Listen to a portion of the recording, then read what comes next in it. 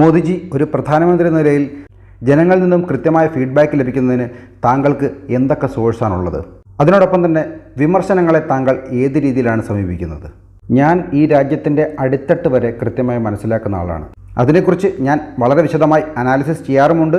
എൻ്റെ സിസ്റ്റം ഉപയോഗിച്ചുകൊണ്ട് ചെയ്യിക്കാറുമുണ്ട്. എനിക്ക് രാജ്യത്തെ എല്ലാ വിവരങ്ങളും ലഭിക്കുന്നതിന് ഒരുപാട് മാർഗങ്ങളുണ്ട്. ദിവസവും പത്രം വായിച്ചല്ല ഈ രാജ്യത്ത് എന്താണ് നടക്കുന്നതെന്ന് ഞാൻ മനസ്സിലാക്കുന്നത്. ഞാൻ എല്ലാ സംവിധാനങ്ങളും ഉപയോഗിച്ച് എല്ലാം ലൈവായി തന്നെയാണ് മനസ്സിലാക്കുന്നത്. അതുകൊണ്ട് തന്നെ എനിക്ക് ഈ രാജ്യത്തെ എല്ലാ വിഷയങ്ങളെക്കുറിച്ചും വളരെ കൃത്യമായ വിവരങ്ങൾ ലഭിക്കാറുണ്ട്. മറ്റു പലരെയും പോലെ മുഖസ്തുതി പറയുന്നവരെ മാത്രമല്ല ഞാൻ എൻ്റെ കൂടെ ജോലിക്ക് വെച്ചിരിക്കുന്നത്. തെറ്റാണെങ്കിൽ തെറ്റാണെന്നും ശരിയാണെങ്കിൽ ശരിയാണെന്നും മുഖത്തു നോക്കി പറയാൻ പറ്റുന്ന ഒരു ടീമാണ് എന്നോടൊപ്പം ഉള്ളത്. എനിക്കെന്ത് തോന്നുമെന്ന് കരുതി എന്നോട് നല്ലത് മാത്രം പറയണം, അങ്ങനെ ഒരു സംവിധാനമല്ല ഞാൻ ഒരുക്കിയിരിക്കുന്നത്. അതുകൊണ്ട് തന്നെ ഈ രാജ്യത്തുള്ള എല്ലാ വിവരങ്ങളും ഒരു ഫിൽട്ടറും ചെയ്യാതെ എന്നിലെത്താറുണ്ട്. ഞാൻ വളരെ രസകരമായ എൻ്റെ ഒരു അനുഭവം പറയാം. എല്ലാ സർക്കാരിൻ്റെ കാലത്തും CAGയുടെ റിപ്പോർട്ട് വരാറുണ്ടല്ലോ. ഒരു ദിവസം അതിനെക്കുറിച്ച് എല്ലാവരും ചർച്ച ചെയ്യും, അതിൻ്റെ പോസിറ്റീവും നെഗറ്റീവും ഒക്കെ പറയും. പിന്നെ മാധ്യമങ്ങളും പ്രതിപക്ഷങ്ങളും അതിനെക്കുറിച്ച് സംസാരിക്കാറേയില്ല. ഭരണവർഗം അതെടുത്ത് അലമാരിയിൽ വെച്ച് പൂട്ടുകയും ചെയ്യും. എന്നാൽ ഞാൻ ഗുജറാത്തിൽ മുഖ്യമന്ത്രി ആയിരിക്കുമ്പോൾ CAGയുടെ റിപ്പോർട്ട് വന്നതിന് ശേഷം പത്രങ്ങളിൽ വാർത്തയൊക്കെ വന്നു, അതിൻ്റെ കാലവും കഴിഞ്ഞു. പക്ഷേ ഞാൻ അതിൻ്റെ പിന്നാലെ പോയി. ഞാൻ എൻ്റെ ഉദ്യോഗസ്ഥരോട് പറഞ്ഞു, CAG റിപ്പോർട്ട് പ്രകാരം എവിടെയൊക്കെയാണോ നമുക്ക് കുറവുകളുള്ളത് അതെല്ലാം പരിഹരിക്കപ്പെടണമെന്ന്. ഏതെങ്കിലും വകുപ്പിൻ്റെ കാര്യത്തിൽ തെറ്റുകൾ സംഭവിച്ചിട്ടുണ്ടെങ്കിൽ അത് തിരുത്തപ്പെടണം എന്ന് ഞാൻ ഉദ്യോഗസ്ഥർക്ക് നിർദ്ദേശം കൊടുത്തു. അല്ലാതെ എൻ്റെ ഭരണകാലത്ത് CAG റിപ്പോർട്ട് ഞാൻ അലമാരിയിൽ വെച്ച് പൂട്ടുകയല്ല ചെയ്തത്. ഞാൻ CAGയെ വിമർശിക്കാനല്ല ശ്രമിച്ചത്. ആ റിപ്പോർട്ടിൻ്റെ അന്തസത്ത മനസ്സിലാക്കി അതിലെന്തെങ്കിലും എനിക്ക് ചെയ്യാനുണ്ടെങ്കിൽ അത് ചെയ്യണമെന്നുള്ളതായിരുന്നു എൻ്റെ തീരുമാനം.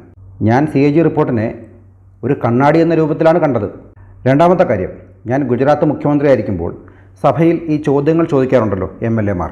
തീർച്ചയായും പ്രതിപക്ഷത്തെ MLA മാർ സഭയിൽ ചോദ്യങ്ങൾ ചോദിക്കുമ്പോൾ ഭരണ പാർട്ടി എന്ന നിലയിൽ രാഷ്ട്രീയത്തിൻ്റെ പേരിൽ ഞങ്ങൾ ആ സമയത്ത് രക്ഷപ്പെടാനുള്ള മറുപടികൾ കൃത്യമായി പറഞ്ഞ് ഒഴിവാകും. പിറ്റേ ദിവസത്തെ പത്രത്തിൽ വാർത്തകൾ വരുന്നതിന് വേണ്ടി നമ്മൾ മറുപടി കൊടുക്കുകയും ചെയ്യും.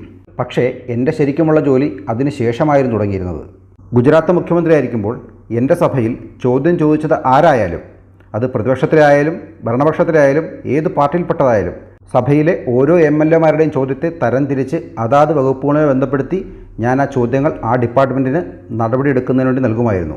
എന്നിട്ട് ആ ചോദ്യത്തെ സംബന്ധിച്ച് വസ്തുത എന്താണെന്ന് അന്വേഷിക്കാനും എന്തെങ്കിലും നമ്മൾ ചെയ്യേണ്ടതുണ്ടെങ്കിൽ ചെയ്യണമെന്നും ഞാൻ ഉദ്യോഗസ്ഥരോട് വളരെ കൃത്യമായ നിർദ്ദേശങ്ങൾ നൽകുമായിരുന്നു. എൻ്റെ ഈ ശൈലി കൊണ്ട് എനിക്ക് ഗുണമാണുണ്ടായത്. 5 വർഷമാണല്ലോ ഒരു സർക്കാരിൻ്റെ കാലാവധി. 3-3.5 വർഷത്തിനുള്ളിൽ തന്നെ പ്രതിപക്ഷത്തിൻ്റെ എല്ലാ ചോദ്യത്തിനും ഞാൻ പരിഹാരം കാണുമായിരുന്നു. ശരിക്കും പറഞ്ഞാൽ അവസാന വർഷം അവർക്ക് ഉയർത്താൻ പ്രശ്നങ്ങളൊന്നുമില്ലാത്ത വിധം ഞാൻ അവരുടെ എല്ലാ പ്രശ്നങ്ങൾക്കും പരിഹാരം കാണുമായിരുന്നു. അതായിരുന്നു മുഖ്യമന്ത്രി എന്ന നിലയിൽ എൻ്റെ രീതി. ഞാൻ എനിക്കെതിരെയും എൻ്റെ സർക്കാരിനെതിരെയുമുള്ള എല്ലാ വിമർശനങ്ങളെയും വളരെ സീരിയസ് ആയിട്ട് തന്നെയാണ് കാണുന്നത്.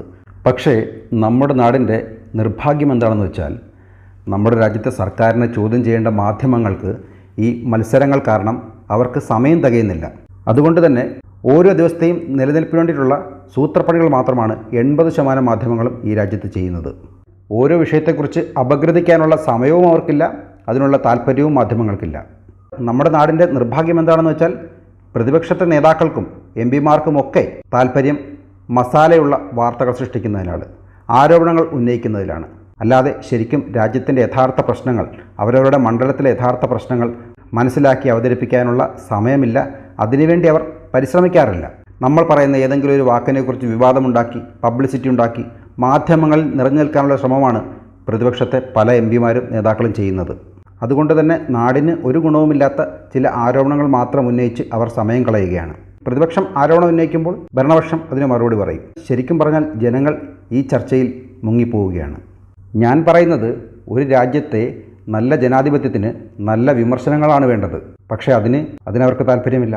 ഉദാഹരണമായി നരേന്ദ്രമോദി പറയുന്നു 4 കോടി ആളുകൾക്ക് ഈ രാജ്യത്ത് വീട് വെച്ചു കൊടുത്തെന്ന്. ശരിക്കും മോദി പറഞ്ഞത് ശരിയാണോ? അത്രയും ആളുകൾക്ക് വീട് വെച്ചു കൊടുത്തിട്ടുണ്ടോ? ഇന്ന ഗ്രാമത്തിൽ ഇന്ന സംസ്ഥാനത്ത് ഇത്ര വീടുകൾ പണിതു എന്ന് പറയുന്നത് ശരിയാണോ? പണിതു കൊടുത്ത വീടുകൾക്ക് ക്വാളിറ്റി ഉണ്ടോ? അതിനുവേണ്ടി ചെലവഴിച്ചു എന്ന് പറയുന്ന പണം ശരിക്കും ഉപഭോക്താക്കൾക്ക് ലഭിച്ചിട്ടുണ്ടോ?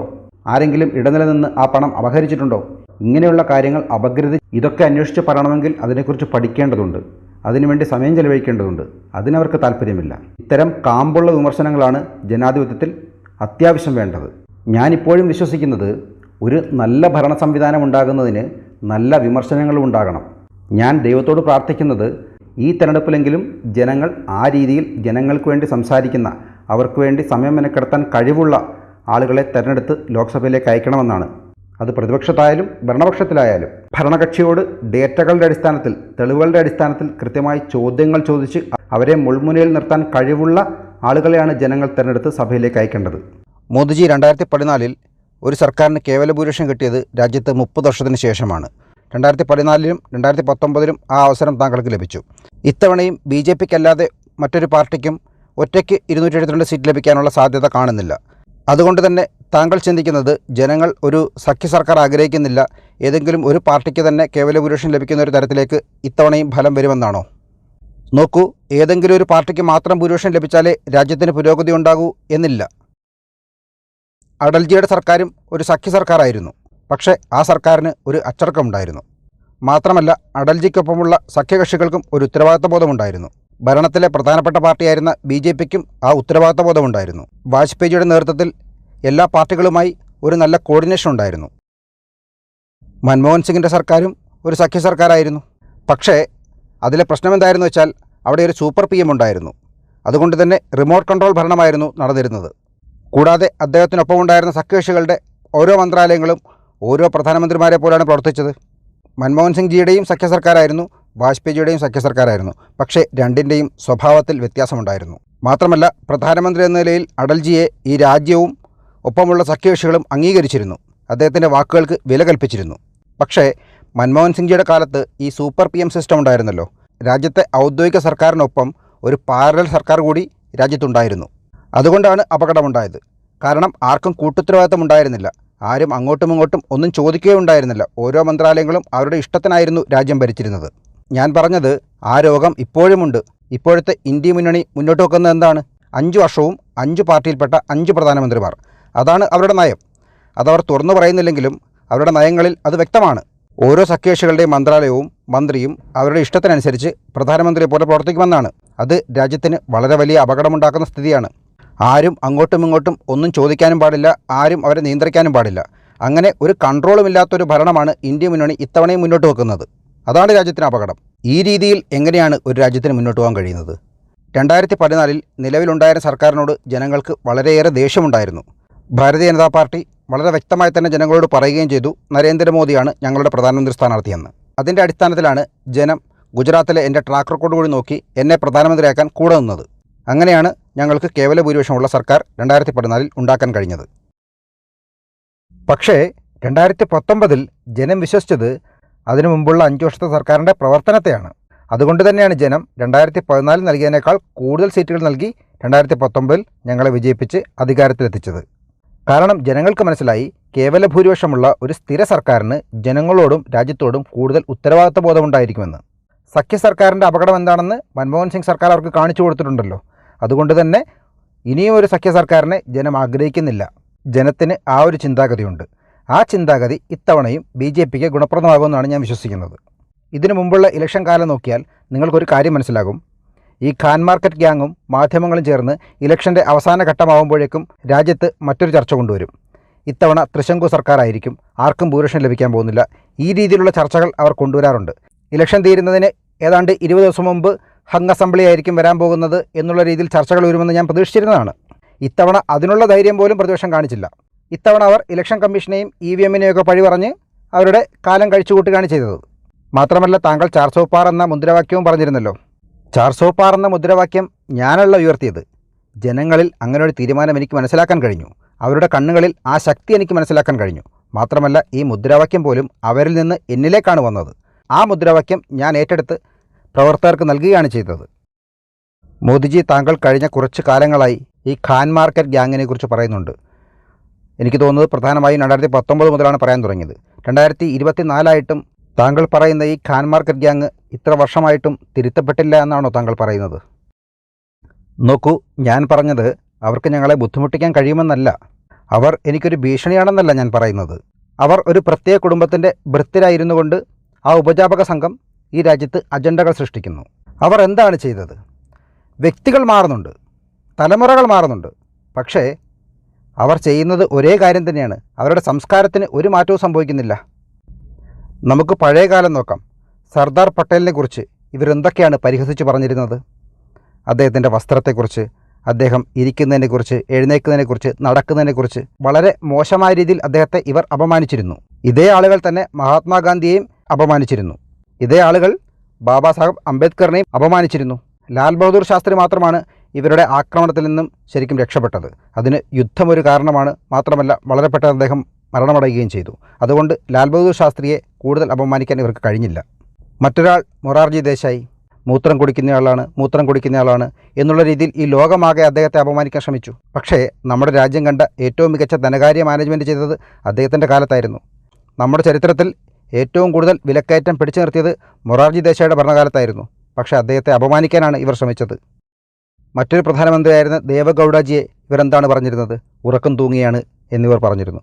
നരസിംഹറാവുവിനെയും ഇവർ അപമാനിച്ചിരുന്നു. അവരുടെ കുടുംബത്തിന് പുറത്തുള്ള അവരുടെ പാർട്ടിയിൽപ്പെട്ടതാണെങ്കിൽ പോലും അവരുടെ നേതാക്കളെ അവർ അപമാനിക്കാനാണ് ശ്രമിച്ചത്. കാരണം അവരുടെ കുടുംബത്തിലെ വ്യക്തിത്വങ്ങൾക്ക് മുകളിലേക്ക് മറ്റൊരാളെ പ്രതിഷ്ഠിക്കാൻ അവർ അനുവദിക്കുമായിരുന്നില്ല. ഇതാണ് അവരുടെ പാരമ്പര്യം, അവരുടെ സംസ്കാരം. അതിപ്പോഴും തുടരുന്നുണ്ട്. ആ രീതിയിൽ ഞാനും ഇവരുടെ ആക്രമണങ്ങൾ നേരിടുന്നുണ്ട്. പക്ഷേ ഞാൻ എൻ്റെ ജോലി ജനങ്ങൾക്ക് വേണ്ടിയും രാജ്യത്തിനു വേണ്ടിയും സമർപ്പിത ഭാവത്തോട് ചെയ്യുന്നു. ഇവരുടെ ഈ ചെളിവാരിയെറിയൽ എന്നെ ബാധിക്കാറില്ല. എൻ്റെ സർക്കാരിൻ്റെ മുഖമുദ്ര എന്ന് പറയുന്നത് ഏത് ഡിപ്പാർട്ട്മെൻറ്റായാലും, ഏത് ഉദ്യോഗസ്ഥനാണെങ്കിലും, ഏത് മന്ത്രാലയമാണെങ്കിലും അവർക്ക് കൊടുത്തിരിക്കുന്ന ജോലി കൃത്യമായി ചെയ്യണം. അതെനിക്ക് നിർബന്ധമാണ്. ആർക്കെങ്കിലും ഓഫീസ് വൃത്തിയാക്കാനുള്ള ജോലിയാണ് കൊടുത്തിരിക്കുന്നതെങ്കിൽ അവർ ആ ജോലി ചെയ്തേ പറ്റൂ. അതുപോലെ തന്നെ ബസ് ഓടിക്കാനുള്ള ഒരു ഡ്രൈവറുടെ ജോലി അയാൾ ചെയ്തേ പറ്റൂ എൻ്റെ സർക്കാരിൻ്റെ കാലത്ത്. അല്ലാതെ ഒരു മന്ത്രാലയത്തെയും ഉറക്കം തൂങ്ങാൻ ഞാൻ അനുവദിക്കില്ല. അത് സദ്ഭരണത്തിന് വേണ്ടിയിട്ടുള്ള എൻ്റെ അച്ചടക്കത്തിൻ്റെ ഭാഗമാണ്. അതിൽ തീർച്ചയായും EDയും ഉണ്ടാകും, CBIയും ഉണ്ടാകും, വിജിലൻസും ഉണ്ടാകും. അവർക്ക് എൻ്റെ ഭരണകാലത്ത് ഉറക്കം തൂങ്ങാനാകില്ല. അവർക്ക് കൊടുത്തിരിക്കുന്ന ജോലി ചെയ്തേ മതിയാകൂ.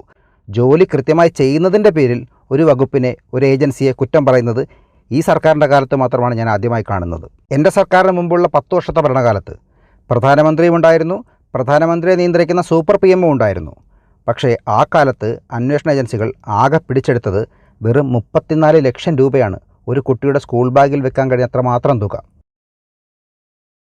അതിൻ്റെ അർത്ഥം അവരുടെ ഭരണകാലത്ത് ഡിപ്പാർട്ട്മെൻറ്റ് ഉറങ്ങുകയായിരുന്നു എന്ന് തന്നെയാണ്. അവർ ജോലി ചെയ്യുന്നില്ലായിരുന്നു എന്ന് തന്നെയാണ്. അല്ലെങ്കിൽ അവരെ ജോലി ചെയ്യാൻ ഭരണവർഗം അനുവദിച്ചിരുന്നില്ല എന്ന് തന്നെയാണ്. എൻ്റെ സർക്കാർ അധികാരത്തിൽ വന്നു. ഞാൻ അവരോട് പറഞ്ഞു, ഇങ്ങനെ ഉറക്കം തൂങ്ങിയിരിക്കാൻ കഴിയില്ല, നിങ്ങളുടെ ജോലി കൃത്യമായി ചെയ്യണമെന്ന് പറഞ്ഞു. അവർ ജോലി ചെയ്യാൻ തുടങ്ങി. യാതൊരു തടസ്സവും അവർക്കുണ്ടായില്ല. എൻ്റെ 10 വർഷത്തിൽ അന്വേഷണ ഏജൻസികൾ പണമായി മാത്രം പിടിച്ചെടുത്തത് 2200 കോടി രൂപയാണ്. അത് ഞാൻ ഉണ്ടാക്കിയ കഥയാണെന്ന് ആർക്കും പറയാൻ കഴിയില്ല. കാരണം 2200 കോടി രൂപ നോട്ടുകൾ നിങ്ങളെല്ലാവരും കണ്ടതാണ്. അതുമാത്രമല്ല, ഏതാണ്ട് 1.25 lakh crore രൂപയിലധികമുള്ള property ED attach ചെയ്തിട്ടുമുണ്ട്. തീർച്ചയായും ഇനിയുള്ള ഭരണകാലത്ത് സ്ഥാനാർത്ഥിയുടെ നാമനിർദ്ദേശ പത്രികയിൽ അവർ നൽകിയ സ്വത്തുവിവരങ്ങളുണ്ടല്ലോ, അതിൽ കൂടുതൽ സ്വത്തുക്കളുള്ള രാഷ്ട്രീയ നേതാക്കളെല്ലാം തന്നെ അഴിമതി കേസിൽ പിടിക്കപ്പെടാൻ പോവുകയാണ്. ഈ രാജ്യത്തെ സാധാരണക്കാരെ ബുദ്ധിമുട്ടിച്ചിരുന്ന കാലം കടന്നുപോയിരിക്കുന്നു. തീർച്ചയായും ഇനി മറുപടി പറയേണ്ടത് ഇത്തരം അഴിമതിക്കാരായ നേതാക്കൾ തന്നെയാണ്. തീർച്ചയായും ജനങ്ങളോട് ഉത്തരം പറയാൻ ഏറ്റവും ബാധ്യത എനിക്ക് തന്നെയാണെന്നാണ് ഞാൻ വിശ്വസിക്കുന്നത്. അഴിമതിയുടെ കാര്യത്തിൽ എൻ്റെ പാർട്ടിക്കൊരു നിലപാടുണ്ട്, 0 ടോളറൻസ്. അത് ഞങ്ങളുടെ നയമാണ്. പക്ഷേ മറ്റു പല പാർട്ടികളും കരുതുന്നത് അഴിമതി എന്ന് പറയുന്നത് ഒരു സാധാരണ കാര്യമാണെന്നാണ്. ഇത് അവരുടെ നിത്യജീവിതത്തിൻ്റെ ഭാഗമാണെന്നാണ് ചിലർ കരുതുന്നത്. അതിലെന്താണ് ഇത്ര വലിയ തെറ്റ് എന്നാണ് ചില പാർട്ടികൾ ചിന്തിക്കുന്നത്. ഞാനൊക്കെ പഠിക്കുന്ന കാലത്ത്, അല്ലെ താങ്കളും പഠിക്കുന്ന കാലത്ത്, സ്കൂളിൽ പരീക്ഷയ്ക്ക് ഒരു കോപ്പി അടിച്ചെന്ന് പറഞ്ഞാൽ തന്നെ ഒരാഴ്ച പിന്നെ ആ വിദ്യാർത്ഥി മുഖം മറച്ചാണ് നടക്കുന്നത്. കോപ്പി അടിച്ചു എന്ന് പറഞ്ഞാൽ തീർച്ചയായും അവൻ്റെ അച്ഛനും അമ്മയും ഒക്കെ സമൂഹത്തിൽ നാണം കെടുമായിരുന്നു. ആ രീതിയിൽ അതിനെ ഒരു അപമാനമായി കരുതിയിരുന്നു. ഒരു പരീക്ഷയ്ക്ക് കോപ്പി അടിക്കുന്നത് പോലും വളരെ വലിയ അപരാധമായിട്ടാണ് അന്ന് കണ്ടിരുന്നത്. പക്ഷേ ഇന്നത്തെ കാലത്ത് എന്താണ് നടക്കുന്നത്? ഇന്നത്തെ കാലത്ത് അഴിമതി നടത്തുന്നത്, സ്വജനപക്ഷപാതം ഒക്കെ ചില പാർട്ടികളും നേതാക്കളും അവരുടെ അവകാശമായിട്ടാണ് കാണുന്നത്. അവരുടെ ഭരണ സംവിധാനത്തെ പോലും ദുരുപയോഗിച്ചുകൊണ്ട് വളരെ വലിയ അഴിമതികൾ നടത്തുന്നു. അതിനെ ഒരു തെറ്റായിട്ട് പോലും അവർ കാണുന്നില്ല. ഇപ്പോൾ നോക്കൂ, അഴിമതി നടത്തിയ മുഖ്യമന്ത്രിയും മന്ത്രിമാരും ജയിലിലേക്ക് പോകുമ്പോൾ പാർട്ടി പ്രവർത്തകർ സ്വീകരിക്കുന്നു. ജയിലിൽ നിന്ന് തിരിച്ചിറങ്ങുമ്പോൾ മാലയിട്ട് സ്വീകരിക്കുന്നു. ജനങ്ങൾ തിരഞ്ഞെടുത്ത മന്ത്രിയും മുഖ്യമന്ത്രിയും നേതാക്കളുമൊക്കെ അഴിമതി നടത്തുമ്പോൾ അതേ ജനങ്ങൾ അവരെ ആനപ്പുറത്ത് കയറ്റി എഴുന്നള്ളിച്ചുകൊണ്ടാണ് ജയിലിലേക്ക് കൊണ്ടുപോകുന്നത്. ജയിലിൽ നിന്ന് വരുമ്പോൾ സ്വീകരിക്കുന്നത്. എന്തൊരു കാലമാണിത്! അഴിമതിക്കാരെ തോളിലേറ്റി ആഘോഷിക്കുന്ന ജനത തീർച്ചയായും രാജ്യത്തിന് വളരെ വലിയ അപകടമാണ്. നേതാക്കളെ അഴിമതി കേസിൽ ഏതെങ്കിലും അന്വേഷണ ഏജൻസികൾ ചോദ്യം ചെയ്യാൻ വിളിപ്പിച്ചാൽ, അറസ്റ്റ് ചെയ്താൽ അതൊക്കെ വളരെ വലിയ അപരാധമാകുന്നു. നേതാവ് അഴിമതിക്കാരനാണെന്ന് തെളിവ് സഹിതം പിടിക്കപ്പെട്ടിട്ടും ലോകത്തിനു മുമ്പിൽ തുറന്നു കാട്ടപ്പെട്ടിട്ടും ആ നേതാവിനെ ജയിലിലാക്കിയ ആളുകളെ കുറ്റം പറയുന്ന ചില രാഷ്ട്രീയ പാർട്ടികൾ, രാജ്യത്തിന് അപകടമാകുന്ന ഇത്തരം നെഗറ്റീവുകൾ സൃഷ്ടിക്കുന്ന ആളുകളെയാണ് ഞാൻ ഖാൻ മാർക്കറ്റ് ഗ്യാങ്ങുകൾ എന്ന് വിളിക്കുന്നത്. ഞാൻ പറയുന്നത് തീർച്ചയായും തെറ്റ് ചെയ്തവർ ശിക്ഷിക്കപ്പെടണമെന്ന് എല്ലാവരും ഒരേ സ്വരത്തിൽ പറയണം. അഴിമതി കേസിൽ തെളിവ് സഹിതം അന്വേഷണ ഏജൻസി ഒരാളെ അറസ്റ്റ് ചെയ്തിട്ടുണ്ടെങ്കിൽ അയാൾ തെറ്റ് ചെയ്തിട്ടുണ്ടെങ്കിൽ അതിനുള്ള ശിക്ഷ അനുഭവിക്കണം. അതല്ലേ വേണ്ടത്?